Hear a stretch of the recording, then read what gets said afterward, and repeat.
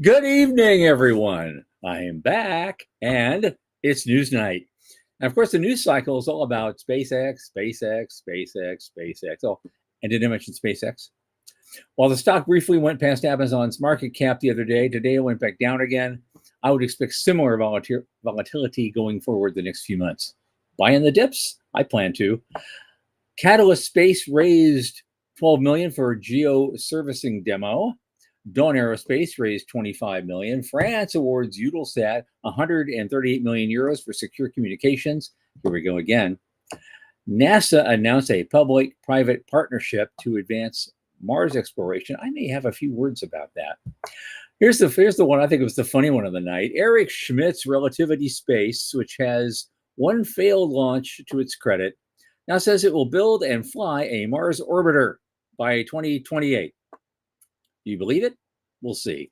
A secret Chinese probe arrived at one of Earth's little quasi-moons out there and is supposed to attempt a landing. Wes Fairs, call your office. Weren't you claiming one of those? Meantime, broadcasters want companies like SpaceX to pay more FCC fees and probably others besides. Supposedly, according to a report, the global space economy is now expected to triple by 2035. Aviation Week asked the question whether SpaceX's Mars mission is based on an unproven or a dangerous premise. Of course, we'll discuss. And our main topic tonight, we can't get more Elons or Sergeys or Jensens without strong internal national ecosystems backing and enabling them to grow and thrive. So stick around. It's going to be a wild one tonight. From the news desk at the Center for Space Commerce and Finance, my name is Thomas Andrew Olson, and this is the unknown quantity.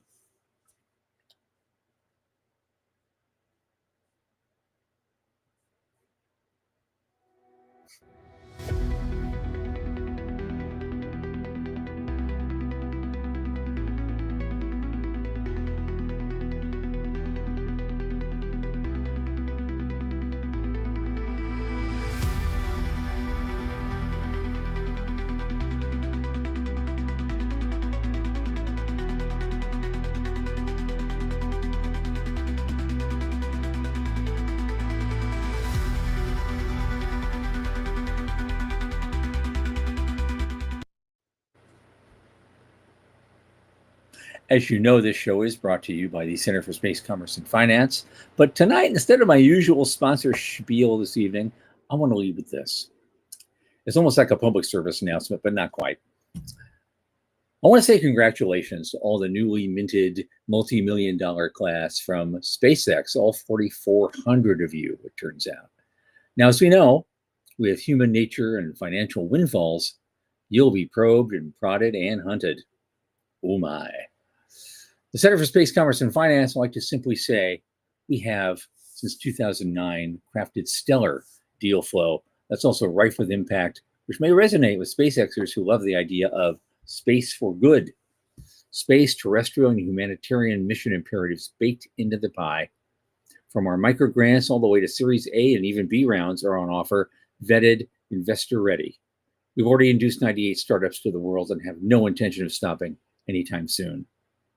So, having said that, we welcome SpaceXers to chase us. Come on, reach out if you have a serious interest in funding serious space startups. We won't be haranguing anyone for money. We know what that feels like. And we know what we're worth, and we have the track record to show it. And you can reach us at info@cscf.space. In the meantime, as always, like, subscribe, and tell your friends.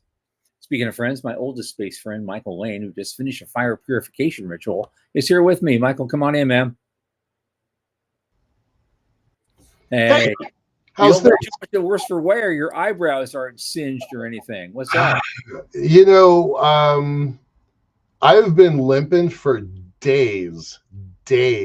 Yeah. I just came back from a PT or walk with my mom. It took us an hour and a half to walk a mile and a half, and I am in rough shape. That fall on Sunday, I bruised everything and cut everything, but no emergency room trip. Just fell on the rocks. So it was Not very Yeah. much fun, but I'm good. I'm good. I'm Good. Yeah. Good. And you are back from your epic trip. Now you're back home. Went out to see, ISDC in Washington D.C. with me, and then on to your friend in Ohio, and now you're back home. How you doing? How was I am doing okay. The road trip was really good. I'm none the worse for wear. The car is none the worse for wear. I made it in one piece. Everything is fine. And now, of course, I'm back in Florida where it's 95 degrees and swampy every single day. It started early and it looks like there's no end in sight until September. So here we are, Nope. living in an air-conditioned room, doing this wonderful show, however. Doing the show. Yes. Thanks, Yep. Sean. He calls me a swamp ass. Hey, you live here too, pal. So, swamp ass. Oh, God. Host, no alcohol was injured in his fall. No, I have my water bottle, and it's just water, but I'm like, Yeah. It was Yeah. Jason's here. Hi, Jason. I hope some other folks come by. It's going to be an interesting evening. Good to see you. Yeah, I do have some news, so maybe I should just share that right now. Yeah, I would.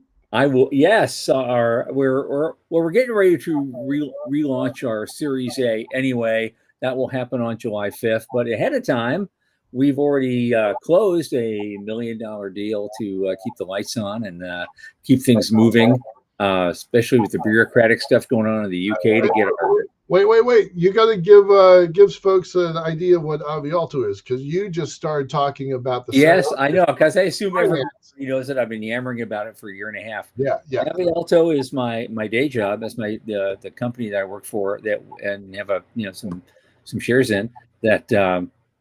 We're building high altitude platforms for basically third world countries. A couple of billion people are not served by almost anybody, and they certainly can't afford Starlink.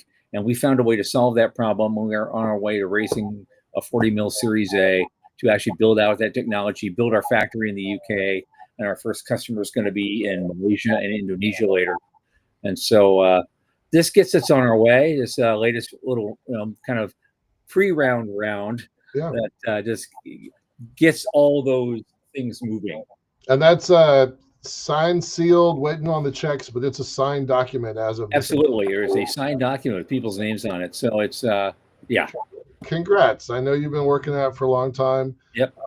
As our producer is saying, make sure to disclose that this is not an offer, blah, blah, blah, but It's still not an offer.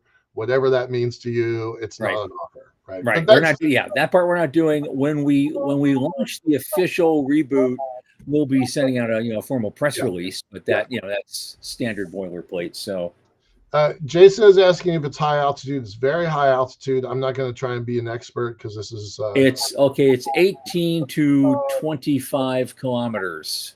Yeah, pretty in far altitude, depending on what latitude you're at. Yeah. And so where can we find out more? Well, you can go to faalto.com. You want to put that up there? That's that tells you pretty much everything that we're doing, and we haven't announced our deal yet, obviously, because it just happened like a few hours ago. Yeah. But there's a lot of things going on between now and. Did I spell that right? AVEALTO. AVEALTO. Ave-alto. That's what Skybird in Spanish. Yeah.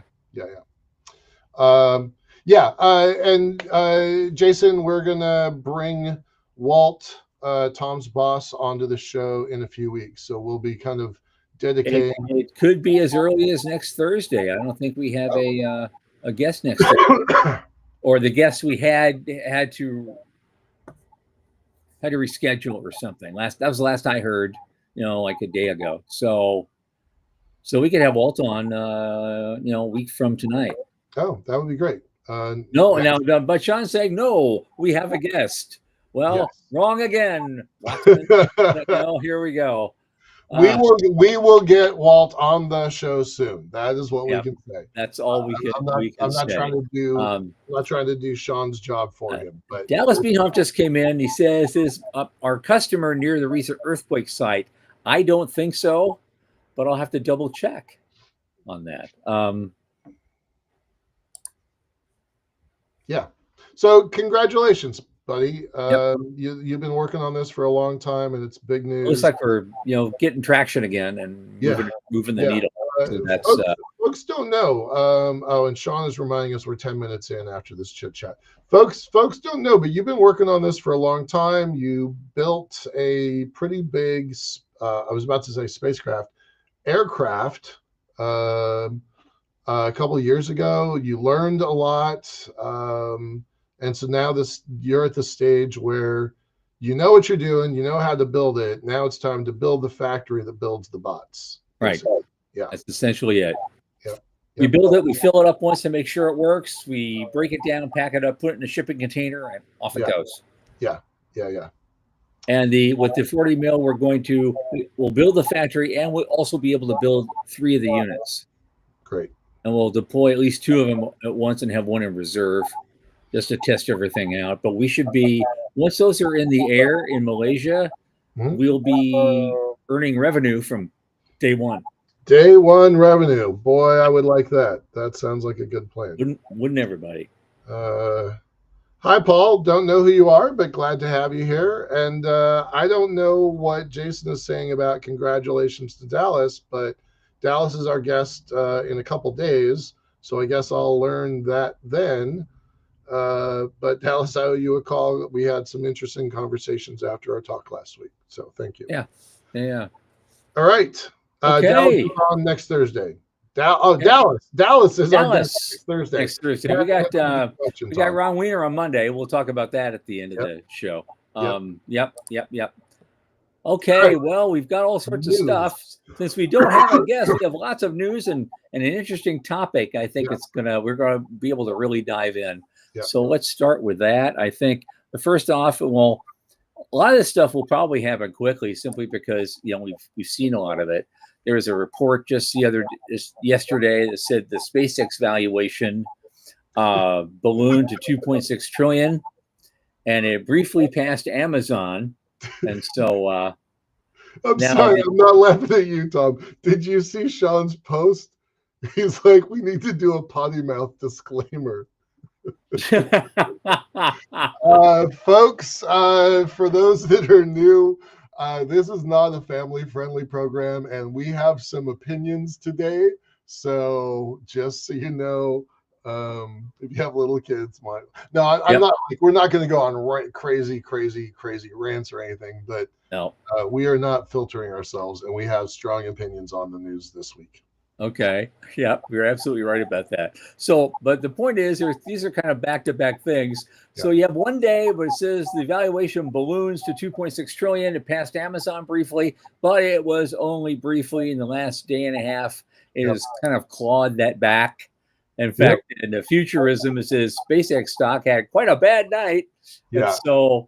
And so I haven't actually ended up getting any shares yet because of this, because my broker, whom you know, he said, I'm not going to chase that. We agreed on a certain price we thought was good. Right. And and so we had and so we said, okay, I'm going to do a put option. And when it drops to a certain price, I'll buy it that way. I don't have to risk a little cash to do the put option for the next month or so. And so I'll end up with some shares and probably at a reasonable price, but buying the dips, that's what I always say. But this is the kind of stock that's so volatile right now in its early days. You'll have a dip one day and a boing the next. I want to actually look at this for a second. Okay. So, this is just a weekend, right? A weekend. Not even that. Well, right. Not even that. Days, and actually only 4 business days in. Right. Crested over 200. Max was 219. Let's call it 220 for simple math. But this is not getting enough attention. Yes, this is 6 days old. This is 4 days of trading, whatever.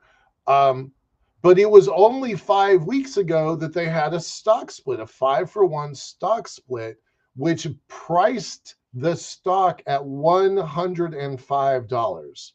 Right. So it has, if you take the high that came out 2 days ago, if you take the high, It is more than doubled in 5 weeks. Yeah. In 5 weeks. Yeah. Right. So it's And cool even that it's gone from 135 to 182 ish, but that's not the whole story. And I cannot believe people are not talking about this in conjunction with the stock split. So when Tom started the show, when you started the show, you're like, hey, you know, there's 4,400 millionaires at SpaceX now, but the value went up. It doubled. So there may be a whole lot more than 4,400 that we don't know about. Well, but then you go and look at that, and then you go and see, okay, it went up briefly past Amazon, but then a whole bunch of it got clawed back, and it actually lost 100 billion of value out of that 1.7 trillion in one afternoon. Right. So, you know, those 4,400, they're bouncing up and down too, and they have a hold period. They can't start cashing in for a couple months. Two people yesterday asked me my opinion on investing, and again, different disclaimer: Tom and I are no longer financial professionals. We were right. We don't have a series anything. We have series nothing anymore, right? So we are not qualified to give investment advice, nor should you take it. But I was saying weeks ago, like, well, I've changed my mind. I would do this. But my friend, two different friends asked me yesterday. I'm like, I don't know. It's gone up 40% in 3 days, but I don't know what tomorrow looks like. Right. But I do know it's doubled in price in 5 weeks. And there are a hell of a lot more than the 4,400 people that are sitting at $1 million now. Well, it went from that 105 you talked about up to 135 just hours before the open on Friday. Right. And it actually opened at 140, I think. At 150. It opened at 150. It opened at 150. They priced it at 135. They delayed ringing the bell for a couple hours, and they opened at 150 because it was a feeding frenzy. Yeah. Yeah. So good on them. Congratulations. Happy for everybody involved. I don't know what the future looks like. I don't. Right. Joe Bistritto's with us. Welcome back, Joe. Always glad to have you here. He said, oh, yeah, people are talking about the value of their SpaceX shares. The amusing thing about the SpaceX tape is the number of one-share trades. A lot of people are getting one share just to say they have it. You know, they don't care if it grows or not. They just want to have one because it's history. You know.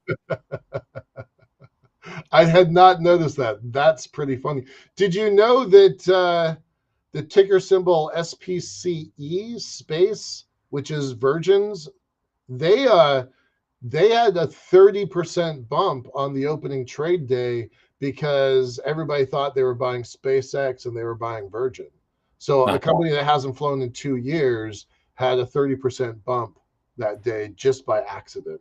So is that the halo effect? Yeah. Well, it's a typo effect. But as Dallas was asking the other day, most of the other space stocks are way down. So that's pretty interesting. People are moving from Redwire and Rocket Lab and a bunch of others. They're putting all of their space eggs in a single basket.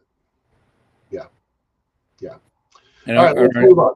Okay, I got to mention though, our new buddy Paul Clayworth here wrote something that I don't understand a word he's saying. Okay. But it has algebra and it has, octonians. What are octonians? Quaternions. What are those? Do you know what those things are? No, this does not mean a whole lot to me. Okay. So either something all brand new or he's making it all up. It's kind of entertaining. Okay. Well, let's stick with our news here. So that was the SpaceX story. There was another one that basically is just, somebody definitely has agenda math on this article at Futurism. And they're basically saying SpaceX had quite a bad night, and it is as negative as it can be. It is definitely only telling a portion of the story that certainly feels like it was on purpose. Mhm. So kind of unimpressed by this article, and that's where the cursing comes in. And Sean and Yes, I, this is yeah. Sean has been mentioning that in multiple quotes on yeah, the private chat right, about this. It is completely BS, yeah, and yeah. so he may have a point. But the sense of it's going to take a while to get to the revenues to justify the price. I mean, Yeah, it's that's exactly it. it's a trillionaire meme stock right now, and what happens when it kind of comes back to earth, Right. or does it, right? Or does it? Um, yeah, they're making a big deal out of this, $100 billion wipeout. But if it's a $2.6 trillion, that's not even 5%. That's not even a 5% dip. So I think it's going to take a while for this thing to normalize, and we won't know. And in a Yeah. couple weeks, we've got Well, Dallas is asking, so what is it now? It closed at 185 yeah, today. that's what I had up a Yep. minute ago. Yep. So still, that's a $50 increase in just a few trading days, 4 trading days. So officially. So Okay. let's move on. Okay. Okay. What do we have? Well, we have a couple of people actually got money. Yep. Catalyst Space raised 12 million for their geo-servicing demo mission. I never heard of these guys. They want to do a geosynchronous orbit demonstration, a mission to boost the orbit of a NASA observatory. Yeah. I know some folks that were up here in Seattle that were at Catalyst, and I think they're down in Arizona. And I'm not gonna out anybody, but they basically quit because they didn't like the direction that Catalyst was going. Okay. So I don't have any more information on them.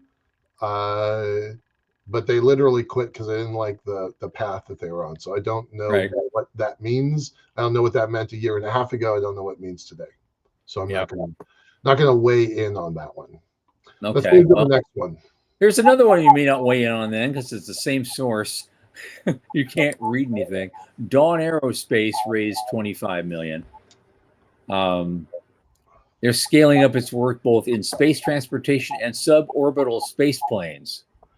I dig Dawn. Dawn Aerospace is no joke. They got a bit of a bad rep a couple years ago. They made some announcements that didn't pay off. But they're a modern version of Jeff Grayson's X-Core. It's a very, very, very small spacecraft Okay. of horizontal takeoff and landing. I think they basically modernized the Air Force's Space Force's 37 the X-37B, that super secret stealthy Yeah. one that they don't talk about. So this is a modern version that takes history from Sierra Space's Dreamcatcher. Uh, I think what's his name, Jim Benson, way back when, Way back when. way The late, back great when, Jim Benson. right? Yeah. So it is taking heritage from real programs, consolidating it, and trying to be a launcher of choice in the horizontal market. Well, So that would be great because I always looked at that X-37 and saw, if you could just redo that a little bit, you could fit two people in there. yeah, You I'm a know, big fan of these folks. I really yeah, want them to I'd love to succeed. see that happen. I think they're out of the Netherlands, and they've got a connection to Canada. If I might be kind of talking out my ass on that piece, but I think so. Yeah. All right. Let's move on. Dallas is saying that Okay. This is back in we're going back in a sovereign country now. All right. One of Okay. my favorite topics. Yeah, France awarded Eutelsat 138 million euro contract to provide secure communications, and that's just Eutelsat's a big firm, and they just got in fact, they got a contract from France's Ministry of the Armed Forces under a €1 billion framework agreement that they signed about a year ago. And so it's all about defense procurement, covering priority access to capacity on Eutelsat's OneWeb constellation. Interestingly, they're finally making some money. And so they want diverse, secure, resilient, and sovereign connectivity for the conduct of modern operations. So, said the Director General for Armaments. Yeah, I actually really like this. By relying on a trusted European solution that is immediately available and provide global low latency coverage. That sentence says so much, right? There's backlash to SpaceX, and there will be for a long time, and we've been seeing, or the U.S. in general, stuff. We've been reporting on this for more than a year now about that sovereignty component, and we're seeing it everywhere. So we will continue to see it. Yeah, absolutely. Okay, next up. Oh, here's going to be the fun one. NASA announces, here we go. NASA announces a public-private partnership to advance Mars science. The people, especially I won't call them cockroaches, but they're the people who want to get a head start or a jump start on the stuff they're doing, always recommend and advocate for public-private partnerships, to get their deal done. The public partner spends all the money. The private partner, God knows what they spend theirs on. And I've never seen one actually work out well. And this is the problem I have with these things. And it's not even just space. I've seen other examples of this, and they never work out. We do it in road systems out here. We do it in dams out here. Yeah, big. The public partners have a completely different culture and a philosophy of expending resources than the private sector partners do. Right. Sooner or later, one of those elements are going to be out of balance, and one of them will take over, and then it turns into something else that you didn't expect, want, or ask for. Right. Every time. And I've been a part of one of those, two of those, twice now, and they worked out for a while, and then they definitely don't, because they're coming at this from the perspective of, if you're on the government side of a public partnership, then your metrics are economic development, wage growth, skill growth in the region, tax base. And on the private side, you're like, I want to pay as few taxes and hire as few people to make as much money as we can. Right. Those are completely opposite perspectives. They're diametrically opposed to each other. But this article goes hand in hand with the next one, because it's relativity space that is doing this deal. Yeah. Right. So not to throw relativity under a bus, but there's a reason that Eric Schmidt bought it, because it was going under as an organization. And right. Yeah, so it's a big check. There was this next article talks about, is it 400 million? What is it? What's the number here? Suddenly I can't find the number. Let me see if I can do it. But yeah, it was like a 400 million. Maybe it was in the first article. Anyway, either way, whichever article is, it's like a $400 million mission to a company that has not successfully gotten to orbit. Right. Exactly right. Oops. How do you get a $400 million? That's the problem that we have with it. Right. Yeah. I get why people, I'm a big believer in having multiple vendors, and you heard me talk about containerization and standardization on stage last week or a week and a half ago. But and I don't like the monopoly role that we're in now. Blue Origin needs to get their shit together and start flying more. Rocket Lab needs to boost its cadence. And cool, good. Relativity should come online and start doing some stuff. We need that competition But yeah, I don't think I would offer my first contract of $400 million to a company that has their track record. That just was. Yeah, that's why I think it's so weird. He goes in there and says, "Okay, we've never had a successful launch, but now we're going to do this huge thing, and we're going to go to Mars in 2 years." And it's like, well,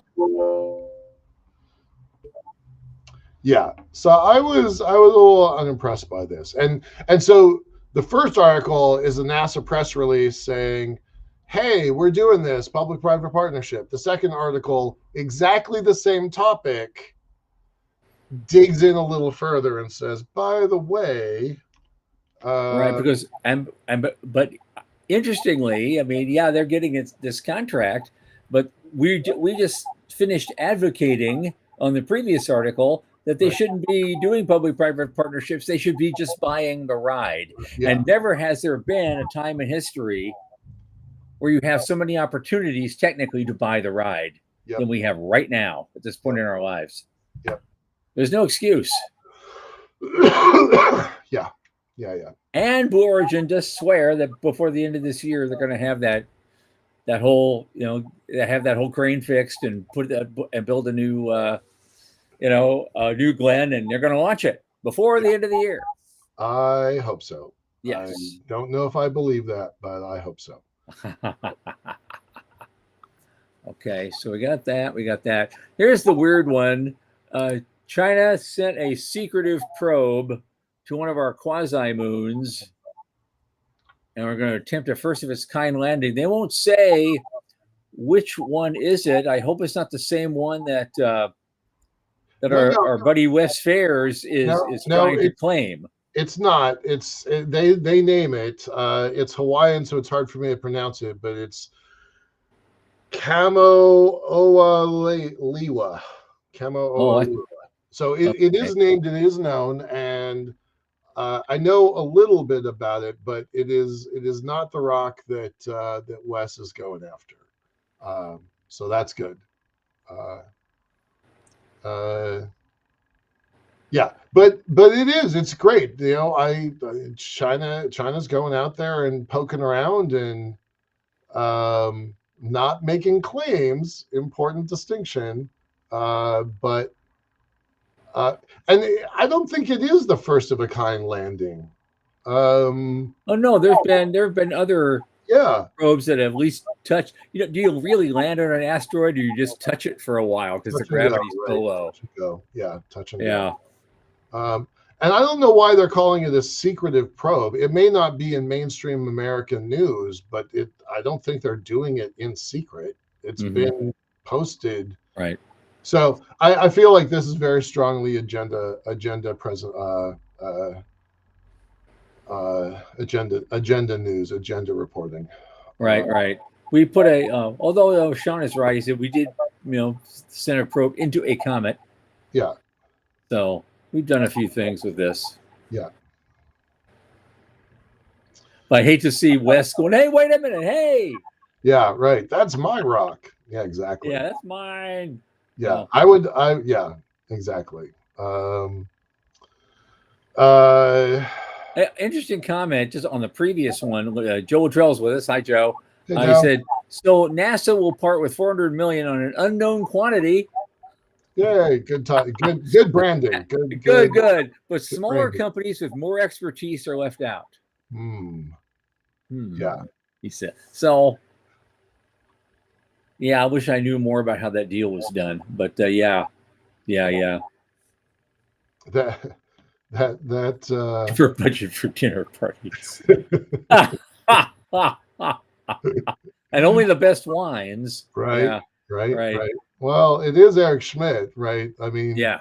I know who was it that we know that was walking the halls of Congress and saw Palmer Luckey from Anduril, and then just 3 weeks later, Anduril gets a giganto contract. Like, that cannot be a coincidence. It cannot be. No. So if you're Eric Schmidt and you're ex-Google and you're like, hey, NASA, let's have dinner. Let's have a conversation. So I do believe that that's how some of those deals get made. I do. Yep. I'm not apologetic for that belief. Yep. All Absolutely. right. Next. Well, interestingly, of course, now that SpaceX is public and it's big on building Starlink and more and more and more and launching more and more and more, standard terrestrial broadcasters want what they call non-GSO satellite operators, meaning SpaceX, to shoulder more FCC fees. They say proposed Earth station fees would burden fixed satellite facilities. Huh. I had not seen this one. Yeah, you're Yep. catching me a little off guard here. I don't Yep. know much on this topic. Broadcasters are pushing back against the Federal Communications Commission proposed fee hike for Earth stations, arguing that low Earth orbit broadband operators like Starlink should shoulder more of the agency's regulatory costs. And so I think it's because FCC proposed a 46% increase in regulatory fees for Earth station licenses. Okay. And they feel that they're unfairly burdened by that. So, okay. I don't know what they're going to. I mean, volume pricing is a thing, right? Yep. They do own 80% of whatever is up in the sky now. So that feels a little bit fair. I see where they're coming from. I don't have a dog in this fight, so I'm not going to pretend knowledge that exactly. I don't have. But now they did ask the agency to cap the fee at $2,500 per Earth station license, which is still a 21.36% year-over-year increase. Okay. But the fixed facilities require minimal oversight because they don't move or change operating parameters. So they're making all sorts of arguments here that actually almost make a little bit of sense. We'll see where that goes. I'll be curious to keep an eye on that and see what happens with them. Yeah, I'm a little out of my element on that topic, but just reading this article, I get where they're coming from. You're out of your helmet most of the time, lad. I'll tell you that right now. Especially that tinfoil covered one you were wearing. Right. Saucepan with a. Okay. Let's skip this next article and go to the last one because we wanted to bring Sean in to talk about infrastructure. I know he has something to say about this other one too. So, the 2035 thing. Yeah, we can move this. Okay, so this is Aviation Week, and somebody there is asking the I don't know if it's a rhetorical question or a real one. Is SpaceX's Mars mission based on an unproven and dangerous premise? And so I'm going through this. It says very little public thought or research has addressed the biological, technical, and ethical problems of creating a self-sustaining civilization, a goal that necessitates reproducing and raising children on a planet that is hostile to all forms of life. And they say his faulty premise is that the short-term survival of highly trained astronauts in space proves that humans can certainly live and reproduce on Mars. That's a load-bearing assumption, they say, and if it collapsed, it would change the calculus for SpaceX investors and for early settlers motivated by founding a new branch of human civilization on Mars. Mm-hmm.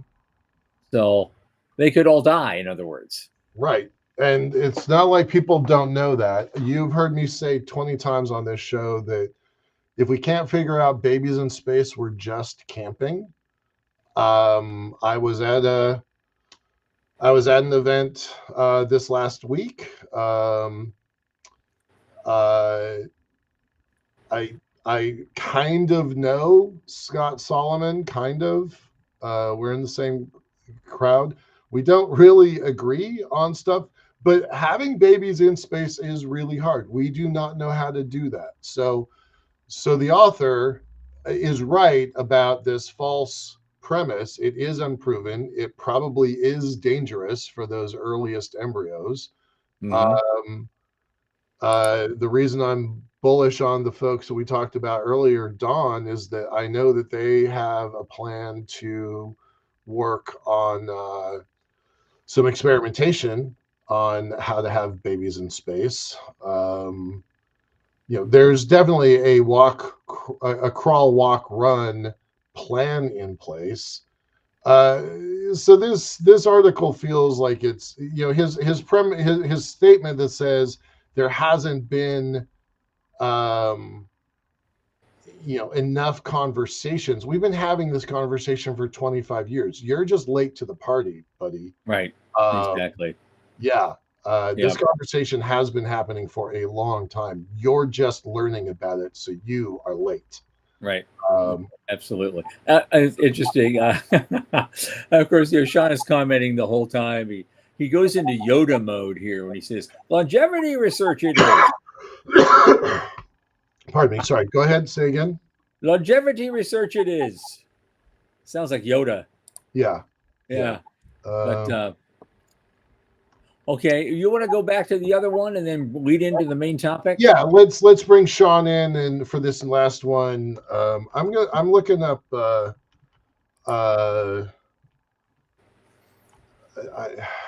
I know. Bring it up. I'm going to find something about this babies in space topic for a second. Okay. All right. Well, some people on Space Daily today said that I don't know what group is doing this, but they're basically saying, well, according to the World Economic Forum and some other McKinsey's overview of the space economy structure, by 2035, the global space economy is expected to basically triple from our current 630 billion to 1.8 trillion. And it'll be driven by satellite constellations, Earth observation, commercial space stations, and early stages of lunar resource extraction. And in a quiet industrial revolution that many economists believe will exceed the speed of every previous economic transition in modern history. Well, I would say, and off the top, it can't come fast enough for me, but hey, that's me. I'm not getting any younger. I just want to see it happen. I'm gonna post a link. These folks just came out to Seattle last week. The Advanced Space Life Research Institute. They had a whole big session. It was fascinating and interesting, and nobody has taken this problem for granted. Nobody. Mm-hmm. They were very serious about this, and it was. So I have a take one of the speakers, Tom. It was Jim Logan. Dr. Jim Logan was on that show, on that panel. It was a whole day event. So if anybody's interested in that topic, that's that GeekWire article. Sorry, please continue about this article. So this projection here, this was actually made last year too. Mm-hmm. It was 600 billion. Remember when we had Dr. Garrison on? He pointed out like only 200 billion really affects the direct space economy, whereas the other 400 billion is for downstream services that the economy, the actual space part doesn't get. It's those providers of services get. So that's number one to keep in mind. And number two, this never took into account the effect that data centers in space could possibly have. So I think this is under projected, number one.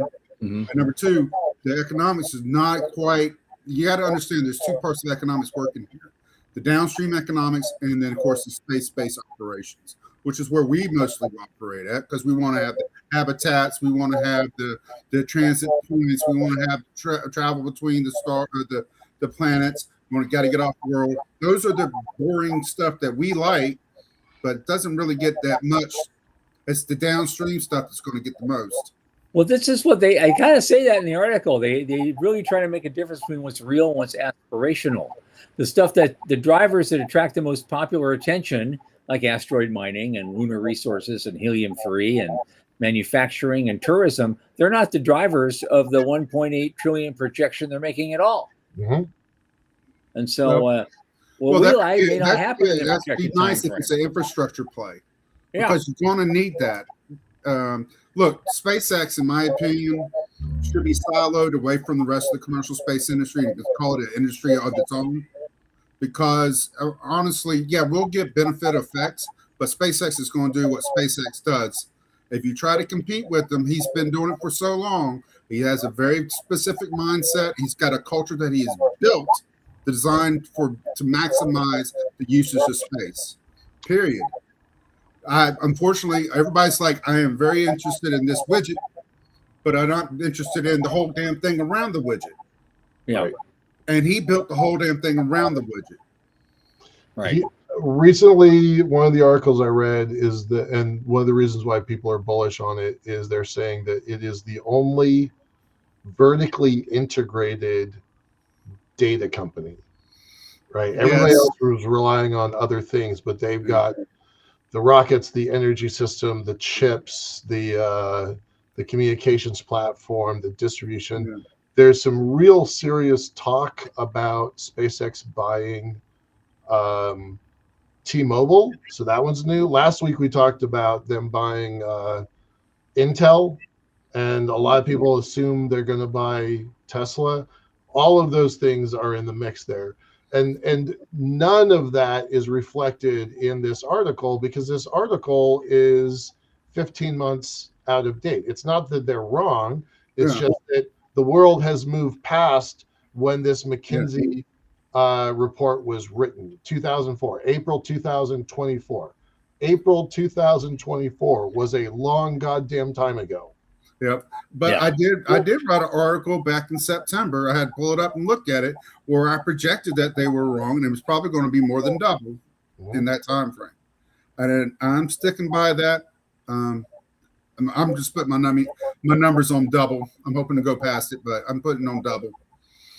$3 trillion, $4 trillion. I'm being conservative. I'm going to say 3. Okay. But that's because of it's the tech. It's a tech effect. They have deeper pockets than space, the space industry, period. My thing is if you adopt the technology just to get the money, you're going to screw up. But you got to have an actual reason to do it.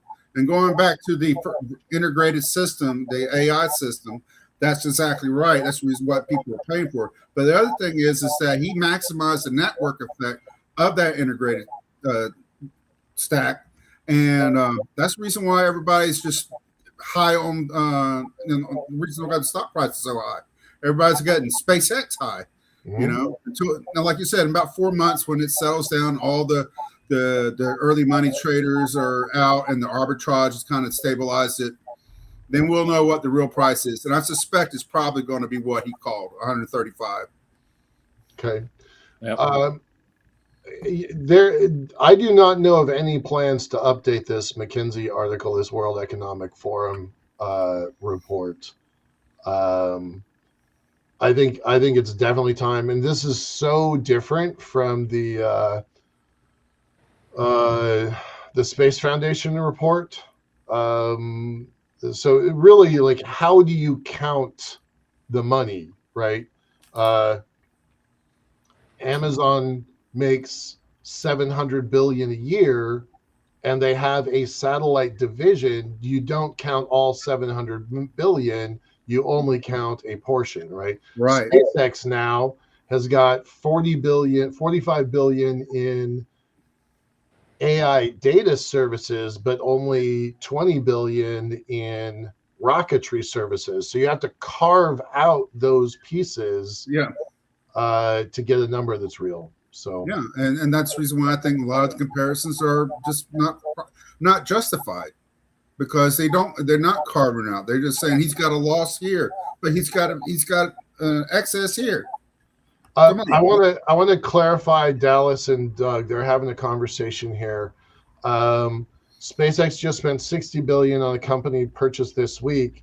Is that what they wanted? The $75 billion? No, Dallas, that's not. That was an all equity transaction. There was no cash at all. They just absorbed Cursor into their system with no dollars traded at all. I checked on that today because I was really curious about that. So they still should have. Oh, and also to clarify, Dallas, it's not 75 billion. That is what was published on the day of, but then all of the market makers that made the transaction possible, they also were allowed to exercise their specialty set-aside shares. So they raised actually $85 billion. Yeah, not 75. So they have a war chest of $85 billion in cash, not counting everything else. Okay. Guys, we have 10 minutes to go. I want to bring up this other thing. It was this last thing of the day. I thought it was vaguely important, and it was on LinkedIn today. It was written by a guy who calls himself Israel Gold. He is the founder and CEO of Afrinex Group, and I think they're building trading networks and platforms for startup companies and things in Africa in general. We do not know this guy at all. We don't know the company. Yeah, we don't know this guy at all, but Right. he says something that I think is really profound, and I want to share it with everyone because I think it's vaguely important. I'm going to have to read it. I mean, we can post it, but half our listeners on Spotify won't know what's going on. So I'm going to read it very quickly, and then we can. I think it's important. We should talk about it. Great. What he says is this. The next Elon Musk may already be in Africa. The next Jensen Huang may already be in Nigeria. The next Yang Kum may already be in Ghana. The next Sergey Brin may already be in Kenya. But talent alone is not enough. Look closely at some of the world's most successful founders. Many were immigrants. Many left their home countries. Many arrived in America with little more than ambition. Yet they built companies worth hundreds of billions of dollars. Why? Because America built a machine that converts ambition into scale, capital, infrastructure, research institutions, legal protection, world-class talent, a culture that rewards risk-taking. The lesson is not that America has better people. The lesson is that America built better systems. A brilliant entrepreneur in a weak ecosystem spends energy fighting power outages, regulatory uncertainty, fragmented logistics, weak financing, and broken infrastructure. A brilliant entrepreneur in a strong ecosystem spends energy building. That difference changes history. The greatest loss for many developing nations is not the talent that never existed. It is the talent that existed but could not scale. If Africa wants trillion-dollar companies, we must stop asking, where are our Elon Musks? And start asking, where is the ecosystem that allows them to thrive? The future belongs to countries that build platforms, infrastructure, logistics, networks, payment rails, data systems, manufacturing capacity, and innovation ecosystems. Talent is everywhere. Opportunity is not. The nations that create opportunity will attract the world's best builders, and the nations that fail to do so will continue exporting their brightest minds. There we go. I know Sean is going to have something to say about that. Amen. Amen. Amen. Hallelujah. Amen, brother. Amen. Preach, brother. Preach to us. I remember sitting in class. It was basically about culture. And the business school was talking about transferring, the German stakeholder theory and how great it was. And I'm like, hold on, we have a problem here, Houston. I said, number one, culture doesn't travel. It's part of the people. And it's nothing wrong with culture. It's just different. You got a culture that's risk averse. You're not going to have the same result as one that isn't risk averse. We have a system built in that's designed to. That's the reason why if you act like a victim in the United States, you'll fail. You have to try. Yep. You cannot be a victim for mental health reasons and several other reasons. But you transfer the German stakeholder theory for our viewers. German stakeholder theory says that in the boardroom, the labor has a seat, the regulators have a seat, the owners have a seat. And they're like, well, nothing goes wrong. Well, I dug up cases where things did go wrong. You can come complacent with those three groups for the sake of the company and still sink it. Mm-hmm. And so that was my argument, by the way. But culture will not travel. Culture will fit in some places, but will not always travel. So culture does matter. That was a great thing that he brought up. Yeah. And I really appreciate it. I'm gonna just put up Doug Plaza. By the way, Doug and Dallas, appreciate your comments there. I do think that our universities are one of our greatest assets. That as we invite students in, and some of them stay, and then build profound things, we do definitely need to increase this 100%. Elon's an immigrant. Yeah, right. That article posted, Sergey Brin from Russia, Jensen Huang from Taiwan. WhatsApp was built by a Ukrainian.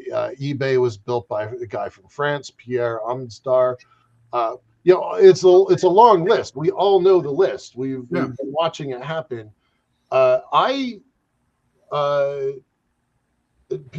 Most people don't know this, but I'm 1/8 Panamanian Indian. My grandmother immigrated from a small island, the San Blas Islands, and she was from the Kuna tribe.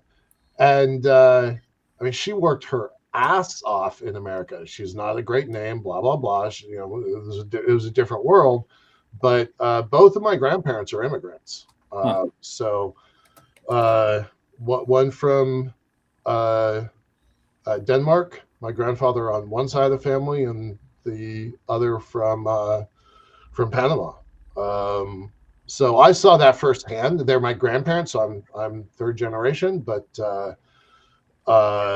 remarkable the effort that they put into this country. When I was invited to go to Greece, I was supposed to be there for just 1 week.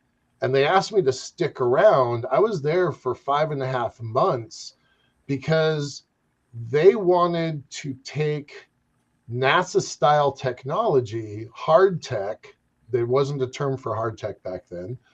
This is 2007. And they wanted Greece to be, quote, the Silicon Valley of Europe. And it does not help when you laugh at your client. It does not help you when you start laughing at them because they're serious. And I'm like, you can't. You don't have the culture. You don't have the community. You don't have the ethos. You don't have the, risk tolerance. You don't have the legal regime. You don't have it. Sorry. So what was your rant, Tom? You brought this up. What were you thinking about this? What was I thinking about this? I don't know. You got me off on heritage now. All I can say is I'm half Brit and half Viking. All I'm bringing to the table is probably one of the most powerful livers in the world, given both those cultures. So, nice. No, I think I just thought it was the whole idea of it was very important. If you have a culture that rewards risk taking and entrepreneurship, because we also have the rest of the infrastructure that includes finance and protection of intellectual property. I mean, all of that stuff has to factor in. Well, so if you don't have that, places like India are, they're finding ways to catch up. They're still also finding ways to drag themselves back down, like the proverbial, crab in the bucket. They got a bucket of crabs over there, and there's a lot of other countries, especially in Europe, are that way too. We do have private property laws are very strong compared to some other places. Yep. And we do have an ability to file bankruptcy, which is very key. Yep. And the stigma isn't the same. If you fail in Korea, I've lived in Korea and Japan and Spain and Greece and Canada twice and Panama.